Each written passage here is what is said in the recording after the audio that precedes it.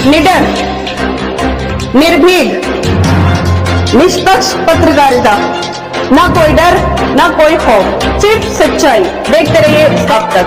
जय हिंद, नमस्कार साथियों, मैं मंजर आप देख रहे हैं समाचार आप तक। जिस तरह से मैंने पहले आपसे कहा था कि मैं सच्चाई के साथ हूं और सच्चाई दिखाऊंगा और दिखाता रहूंगा, जिस तरह से पहले जामिया अरबिया बैतुल उलूम सोसाइटी जाफराबाद गली नंबर 43 के प्रेसिडेंट जनाब कारी अब्दुल गफ्फार के खिलाफ एक व्यक्ति ने जब आवाज उठाई तो उसके बाद कई व्यक्तियों के हमारे पास फोन आए जिन्होंने हमसे बात की और हमारे चैनल के माध्यम से अपनी आवाज को आगे तक पहुंचाना चाहा। और मैं आपको ये बता दूं कि कारी अब्दुल गफ्फार साहब के ऊपर अब सिर्फ प्रॉपर्टी को लेकर के विवाद हो रहा है। जी हाँ, ये दो व्यक्ति भी सिर्फ प्रॉपर्टी को लेकर ही सवाल कर रहे हैं। उन्होंने कहा है कि एक करोड़ों की संपत्ति आखिर आई कहां से, इस संपत्ति को आपने कहां से प्राप्त किया कारी अब्दुल गफ्फार साहब। उनका भी यही कहना है कि करोड़ों की संपत्ति, जिस तरह से मैं अभी वीडियो में आपको सुनवाऊंगा, वीडियो भी दिखाएंगे उनकी आपको। तो उन्होंने बताया कि हरियाणा के सोना में 1600 गज जमीन, लोनी में 2500 गज जमीन, बिहार में 1500 गज जमीन, मुस्तफाबाद में 1200 गज जमीन और भी जमीनें जिनकी जानकारी हमें नहीं होंगी। हालांकि जिनकी जानकारी है उनका हम आपको बता रहे हैं, जो विथ लोकेशन हमारे पास आई है। इनकी जानकारी मिलने के बाद लोगों के दिल में एक ही सवाल उठता है कि आखिर बाबुल उलूम मदरसा जाफराबाद मेन रोड पर सन 1980 या 79 के आसपास 50 रुपए माह पर नौकरी करने वाला व्यक्ति जनाब कारी अब्दुल गफ्फार साहब, जो कि आज करोड़ों की संपत्ति के मालिक है। मैं स्क्रीन पर आपको उनका सोसाइटी के जो कारी अब्दुल गफ्फार साहब प्रेसिडेंट है, वो बाबुल उलूम मदरसे में 50 रुपए माह पर तनख्वाह पर नौकरी करने वाले व्यक्ति आज करोड़ों की संपत्ति के मालिक है। तो आखिर जामिया अरबिया बैतुल उलूम सोसाइटी के पास इतना पैसा कहां से आया, इतनी फंडिंग कहां से हुई? कारी अब्दुल गफ्फार साहब का कोई और भी बिजनेस है या इसकी आड़ में कोई और बिजनेस चला रहे हैं? इसकी जानकारी तो वो खुद ही देंगे। हालांकि करोड़ों की संपत्ति जो इकट्ठी हुई है, ये भी इसकी भी जानकारी होनी चाहिए कि क्या इस सारी संपत्ति का ब्यौरा भारत सरकार के पास है? अगर नहीं है तो क्यों नहीं है?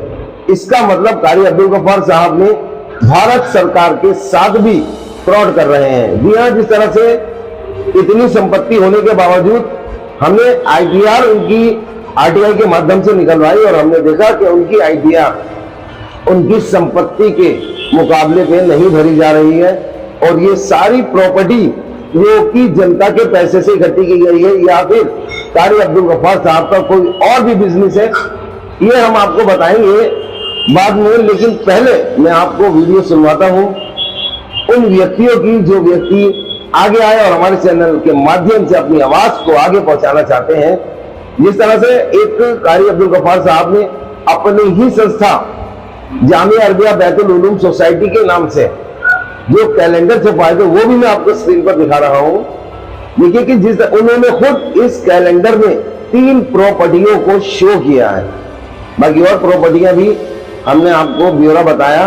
तो आइए सुनते हैं क्या कह रहे हैं वो व्यक्ति, किस बात का सवाल है, क्या जवाब लेना चाहते हैं वो कारी अब्दुल गफ्फार साहब से। आइए बात करते हैं। मेरा कहने का मतलब यह है, इन लोगों ने ये धंधा बना रखा है। इन लोगों ने मदरसा मस्जिद, आप मस्जिद का काम करिए, आप ये मदरसा में आप क्या कर रहे, धंधा बना दिया आपने। करोड़ों की संपत्ति आप लेके ले कहाँ डल लगी आप लोगों ने, कहाँ से आ रहा इन लोगों को पैसा? ये पूछा है पैसा कहाँ से आ रहा इन लोगों के पास। और मैं इनके सबूत के साथ बता देता हूँ, हाजी गफ्फार साहब से पूछे जी आपको भाई इतना पैसा है, ये पैसा आया कहाँ से है? इन्होंने जमीन ले लेके डल लगे, लोनी में लो, हरियाणा में लो, पंजाब में लो, कहाँ और इसके अंदर बिहार के अंदर इनकी जमीन है। मैं इसी जगह के नाम बता सकता हूँ आपको, जहाँ इन्होंने जमीन ले लेके डाल लगी है। 1600 की जमीन हरियाणा के अंदर लेके डाल रखी है, सबूत के साथ बता सकता हूँ आपको। और इन्होंने लोन के अंदर लेके डाल रखी है, 2000 के करीब इन्होंने डाल रखी है। मैं देख के दिमाग खराब होता, हमारे मुसलमानों को बदनाम कर रखा इन्होंने। धंधा कम कर रहे हैं लोग, लोगों पब्लिक का पैसा लूटा जा रहा है सारा। ये जितना पैसा सारा पब्लिक का, इनसे हाजी गफ्फार से पूछा जाए ना पैसा कहाँ से इन लोगों के पास।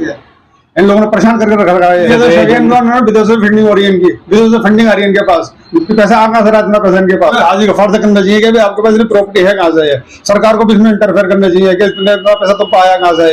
ये लोगों को ठगा हुआ कोई काम, क्या काम है ऐसा? मैं कहता हूँ विदेशी फंडिंग है, गारंटी से कहता हूँ मैं। इसके लिए एक आया कि भाई सारा जनता का पैसा लूट के ही जमीनें बनाई जा रही हैं, जो कि बिल्कुल नहीं होना चाहिए जी। और जो मदरसे की कमेटी है जी उसको इस पर देखना चाहिए, कार्रवाई करनी चाहिए कि पैसा कहाँ से आ रहा है। और ये इतनी जमीन जो ली जा रही है ये जनता के पैसों से ही ली जा रही है ये। और हम चाहते हैं कि इस पर कार्रवाई हो। इसी बना रखा है भाई, ये तो एक तरीके का बिजनेस ही है, लूट रहे हैं लोग, लूट रहे हैं लोगों को, बिजनेस ही बना रखा है ये।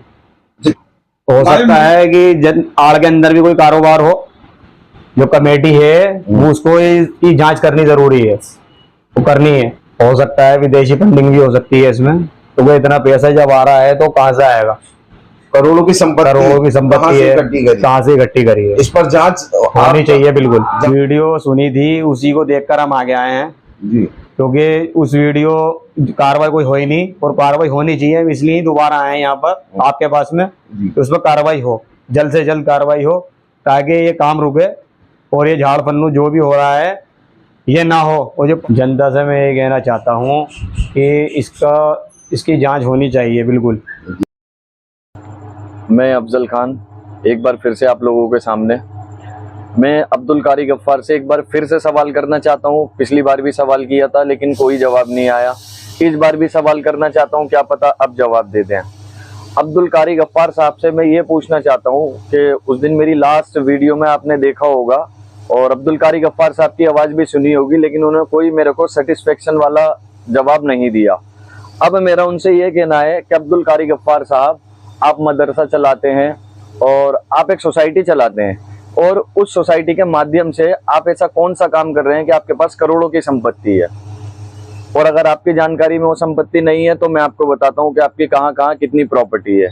सबसे पहले अगर बात की जाए तो लोनी में 2000 गज जगह है आपकी, ठीक है, और उसके बाद हरियाणा के सोना में आपकी प्रॉपर्टी है, और ऐसी बहुत सारी जगह, मिल्लत कॉलोनी में भी आपकी प्रॉपर्टी है, हकीकतपुर में भी आपकी प्रॉपर्टी है, और आपका जो है मुस्तफाबाद में आपके 1200 गज का एक प्लॉट पड़ा है।